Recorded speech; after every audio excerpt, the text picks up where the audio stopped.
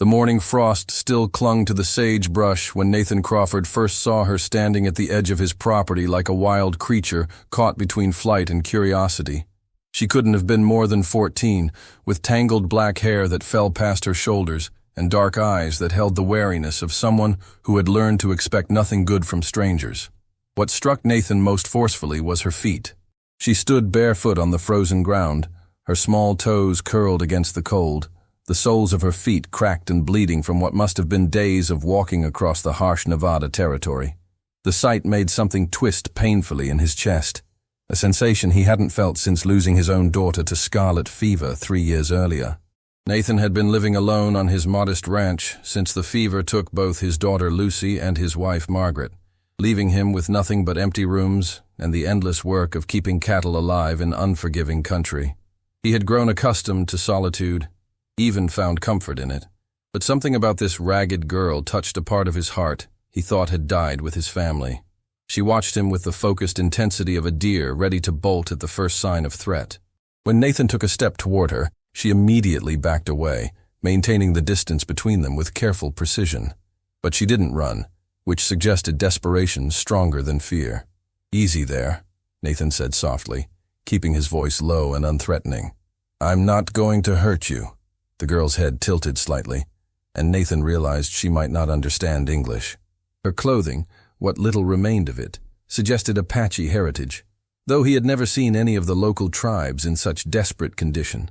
Her dress was little more than rags held together by hope and stubbornness, and she was so thin that Nathan could see the sharp outline of her ribs beneath the tattered fabric. "Are you hungry?" Nathan asked, making eating gestures with his hands. The girl's eyes flickered with what might have been understanding, but she made no move to come closer. Nathan studied her face, noting the intelligent wariness there. This was not someone broken by hardship, but someone who had learned to survive through caution and quick thinking. Nathan slowly reached into his coat pocket and withdrew a piece of jerky, holding it out where she could see it clearly. The girl's eyes fixed on the food with an intensity that spoke of real hunger, but still, she didn't approach. Trust, Nathan realized, would take time. He set the jerky on a fence post between them, then backed away several steps. "It's yours if you want it," he said gently. No strings attached. For a long moment, they stared at each other across the space that separated them. Then, moving with the fluid caution of someone accustomed to danger, the girl crept forward and snatched the jerky from the post. She retreated immediately, tearing into the dried meat with desperate hunger. Nathan watched her eat, noting how she kept glancing around as if expecting attack from any direction.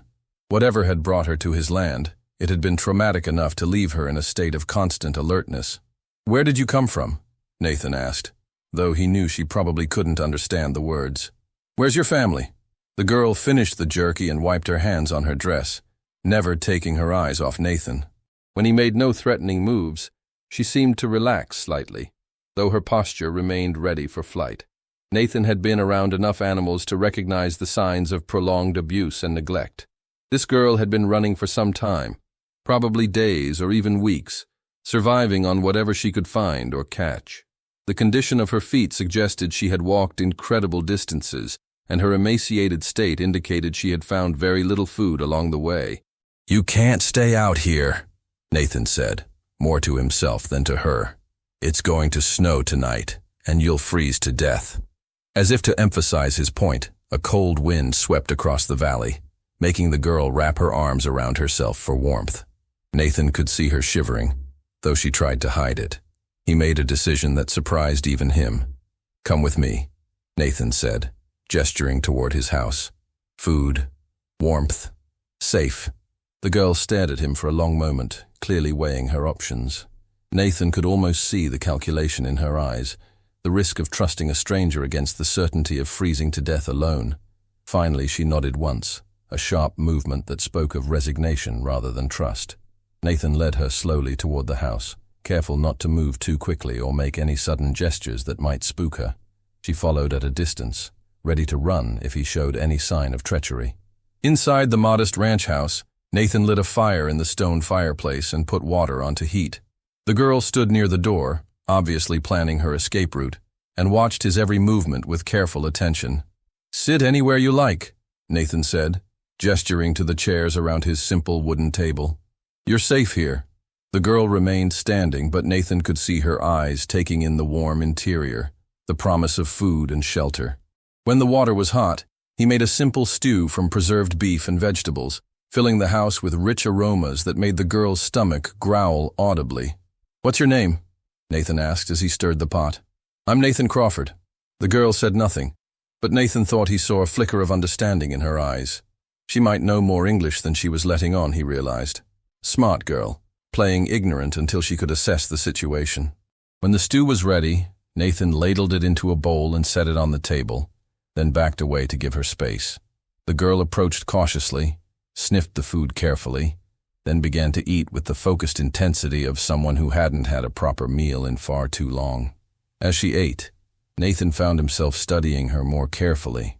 Beneath the dirt and exhaustion, she had the fine bone structure and intelligent eyes that spoke of good breeding.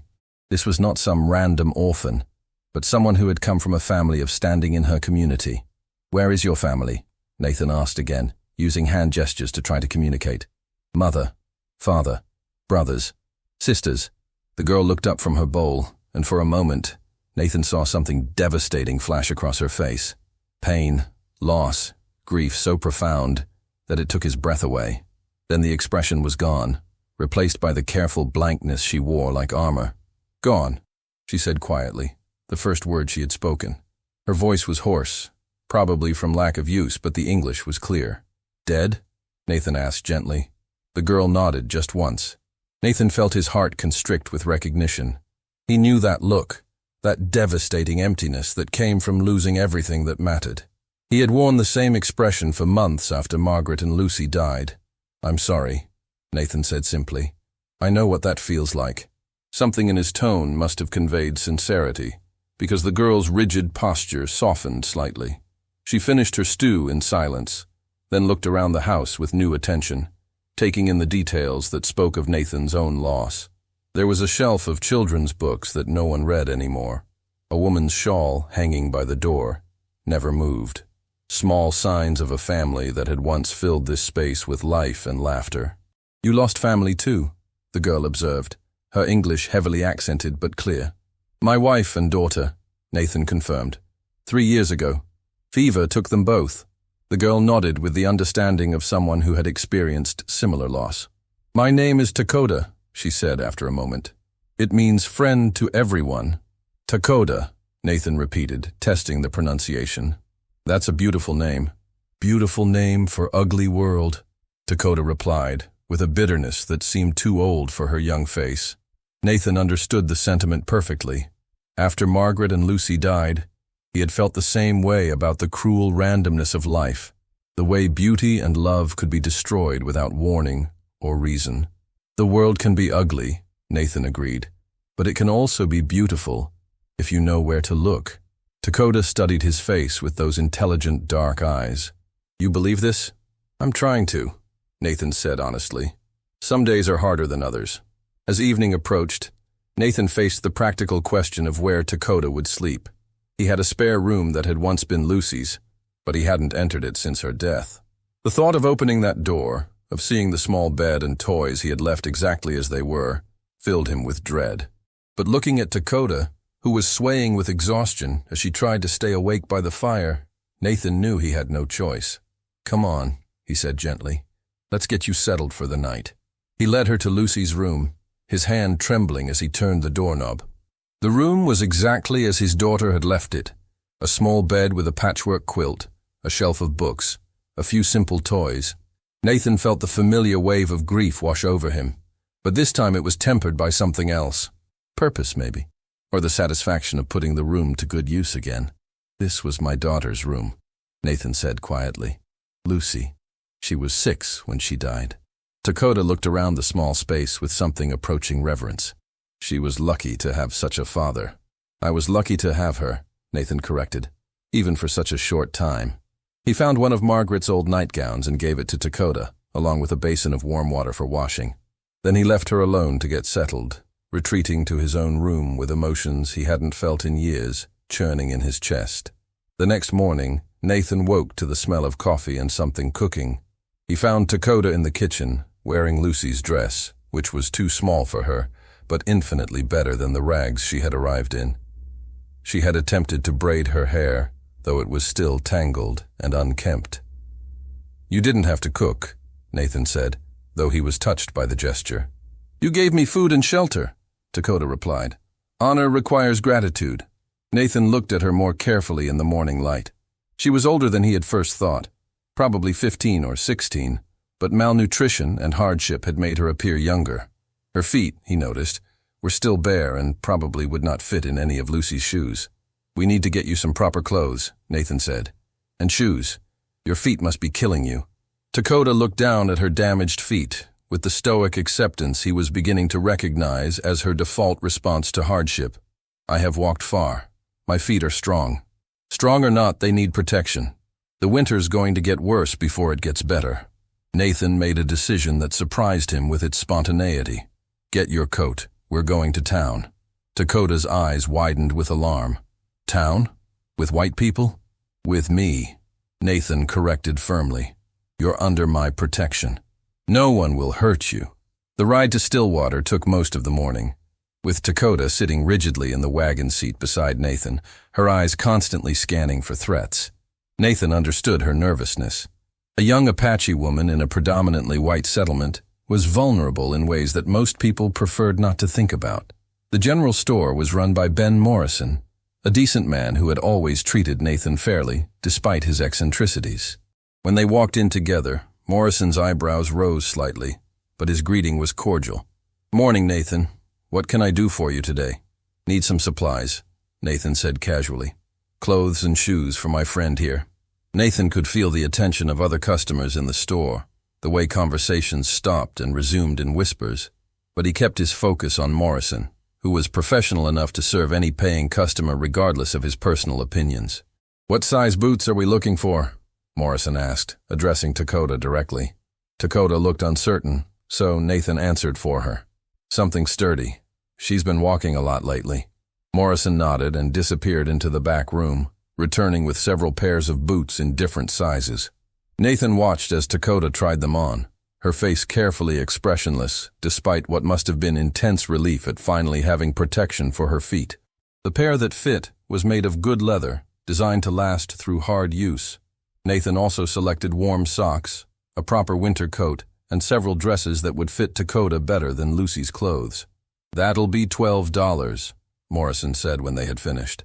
Nathan paid without hesitation, noting the way Dakota stared at him with something approaching amazement. $12 was a significant amount of money, more than many people saw in a month. "Why?" she asked quietly, as they loaded their purchases into the wagon. "Because you need them," Nathan replied simply. "But why do you care what I need?" Nathan considered the question as he guided the horses out of town. "Because someone has to," he said finally. "And because helping you feels like the first right thing I've done in 3 years." Over the following weeks, Nathan and Dakota settled into a routine that worked for both of them. She proved to be an excellent housekeeper and cook, with skills that made their modest home more comfortable than it had been since Margaret's death. More importantly, she brought life back to rooms that had been empty too long. But it was the language lessons that became the most important part of their daily routine. "Welcome," Nathan said one evening as they sat by the fire, pointing to the door. "When someone comes to your home, you say welcome." "Welcome," Dakota repeated carefully, testing the unfamiliar sounds. "Good. Now, when someone says thank you, you say you're welcome." "You're welcome," Dakota said, smiling slightly at her own progress. Nathan found himself looking forward to these sessions more than anything else in his day. Watching Dakota's confidence grow as her English improved was deeply satisfying, and her questions about word meanings often led to conversations that helped them both understand each other better. "Why do white people have so many words for the same thing?" Dakota asked one evening after struggling with synonyms for beautiful. "I don't know," Nathan admitted. "Maybe because we like to be precise about what we mean. Apache way is different. One word, many meanings. Context tells you which meaning." "That's probably more efficient," Nathan agreed. "English is complicated. Everything about white world is complicated," Dakota observed. "So many rules, so many words for simple things. Nathan couldn't argue with that assessment. The more he thought about it, the more he realized how unnecessarily complex his culture had become compared to the straightforward practicality of Apache traditions. The first real test of their arrangement came when Sheriff Dawson arrived for an unannounced visit 6 weeks after Nathan had found Dakota. Nathan was repairing a fence when he saw the lawman approaching on horseback, his expression suggesting official business rather than a social call. "Afternoon, Nathan," Dawson said as he dismounted. "Mind if we have a talk?" "Of course. What's on your mind, Sheriff?" "Been hearing some interesting stories about you taking in a young Apache woman. People are curious about the situation." Nathan felt his jaw tighten. "What people?" "Concerned citizens. Folks who worry about Indian troubles in the territory. Dakota isn't causing any trouble. She's been helping me around the ranch." "Dakota, is it?" Dawson's eyes sharpened. "That wouldn't be the same girl who went missing from the reservation school 3 months ago, would it?" Nathan felt a chill that had nothing to do with the weather. "I wouldn't know anything about that. Funny thing is, the description matches pretty well. Young Apache girl, maybe 15 or 16, disappeared right around the time you started making trips to town for women's clothing." Before Nathan could respond, Dakota emerged from the house, wearing one of the dresses they had bought in town and moving with the quiet dignity that Nathan had come to associate with her. She approached the two men without fear, though Nathan could see the tension in her posture. "Good afternoon, Sheriff," she said in careful English. "Welcome to our home." Dawson's eyebrows rose at her polite greeting and clear speech. "Well, I'll be damned. You've learned English quick." "Nathan is good teacher," Dakota replied. "He teaches me many words." "I bet he does. Young lady, I need to ask you some questions about where you came from." Nathan started to object, but Dakota held up a hand to stop him. "Is all right," she said. "I have nothing to hide." She looked directly at the sheriff, her chin raised with quiet pride. "I was at government school. Bad place. Men there hurt Apache girls, say it is for our own good. I ran away." "Running away from a federal institution is a crime," Dawson said, though his tone had lost some of its edge. "Being Apache is not crime," Dakota replied firmly. "But white men make it feel like crime." Nathan felt a surge of pride at her courage. Despite her fear, despite the obvious power imbalance, Dakota was standing up for herself with remarkable dignity. "Sheriff," Nathan said quietly, "Dakota is under my protection now. I've given her a home and a chance at a decent life. Sending her back to that school would be a crime worse than running away." Dawson studied both of their faces for a long moment. "You know I could arrest her right now. Take her back to the reservation." "You could try," Nathan replied calmly, "but I wouldn't recommend it." The sheriff understood the implied threat, but he also seemed to be genuinely considering the situation. Nathan had always been a respected member of the community, someone whose word carried weight. "What exactly is your arrangement here?" Dawson asked finally. "Dakota is my ward," Nathan said carefully. "I'm responsible for her welfare and education. She helps me around the ranch in exchange for room, board, and schooling." "Ward? You got papers for that?" "I can get them," Nathan said confidently, hoping it was true. Dawson was quiet for several minutes, clearly weighing his options. Finally, he nodded slowly. "All right, Nathan. I'll give you some time to get the paperwork sorted out. But this arrangement better be completely above board, you understand? Any hint of impropriety, and I'll have to take action." "Understood," Nathan replied. "You have my word that Dakota will be treated with complete respect and propriety." After the sheriff left, Nathan and Dakota sat on the porch in contemplative silence. "Thank you," Dakota said finally, "for protecting me. Thank you for being brave enough to tell the truth. That took courage. You think he will come back? Maybe. But we'll be ready for him." That evening, Nathan began the process of formally adopting Dakota as his legal ward, a complicated procedure that required trips to the territorial capital and considerable expense. But watching her practice her English lessons by firelight, seeing the way she had brought life back to his empty house, Nathan knew it was the best investment he could make. "Nathan," Dakota said, as they prepared for bed that night. "Yes? Before I came here, I forgot how to trust. I forgot that people could be kind without wanting something in return. And now? Now I remember. You gave me more than boots and words. You gave me hope." Nathan felt his throat tighten with emotion. "You gave me something too. What? A reason to care about tomorrow again. 6 months later, the paperwork was finalized, and Dakota officially became Nathan's legal ward. Her English had improved dramatically, and she had begun helping him with the business side of the ranch, proving to have a natural aptitude for numbers and organization. But more importantly, they had become family in every way that mattered. "Do you ever miss your old life?" Nathan asked one evening, as they worked together on the ranch accounts. "I miss my family," Dakota said carefully, "but that life is gone. This life is good too, just different. Do you think your family would approve of what you've become?" Dakota considered the question seriously. "I think they would be proud that I survived, that I learned to live in both worlds without losing myself. And what about you? Are you proud of what you've accomplished?" Dakota smiled, the genuine expression of happiness that had become more frequent as she settled into her new life.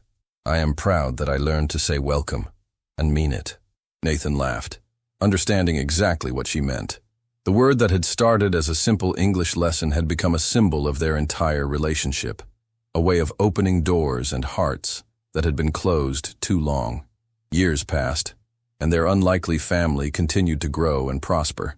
Dakota became known throughout the territory as an example of successful integration between cultures, someone who maintained her Apache heritage while mastering the skills needed to succeed in white society. "Do you remember the first day you came here?" Nathan asked one evening as they sat on the porch watching the sunset, a ritual that had become sacred to both of them. "I remember thinking you were either very kind or very foolish," Dakota replied with a smile. "And what do you think now?" "Now I think you were both. And that's exactly what I needed." Nathan looked at the young woman sitting beside him, no longer the desperate, barefoot girl he had found at his fence, but a confident, capable person who had found her place in the world through courage and determination. "I have a confession to make," he said quietly. "What?" "When I bought you those boots, I wasn't just being kind. I was being selfish." "How so?" "Because I needed someone to save as much as you needed someone to save you. You gave me a purpose when I thought my life was over." Dakota reached over and took his hand, a gesture that had become natural between them over the years. "Then we saved each other," she said simply, "and that's the best kind of family there is." As the stars appeared in the darkening sky, Nathan reflected on the strange journey that had brought them together. A barefoot Apache girl with no English had become his daughter, his student, his partner in building a life that honored both their histories while creating something entirely new. "Welcome," Dakota had learned to say, but she had taught him something even more valuable, that home wasn't a place you were born, but a place you chose to build with people who saw your worth and helped you become who you were meant to be. And in the quiet contentment of their evening ritual, surrounded by the sounds of the ranch they had built together, Nathan knew that the boots had been just the beginning. The real gift had been learning to open his heart again, to trust in the possibility of family beyond blood, to believe that love could be found in the most unexpected places. The word welcome had become more than vocabulary. It had become a way of life, a promise that their door would always be open to those who needed shelter, hope, and the simple human dignity of being seen and valued for who they truly were.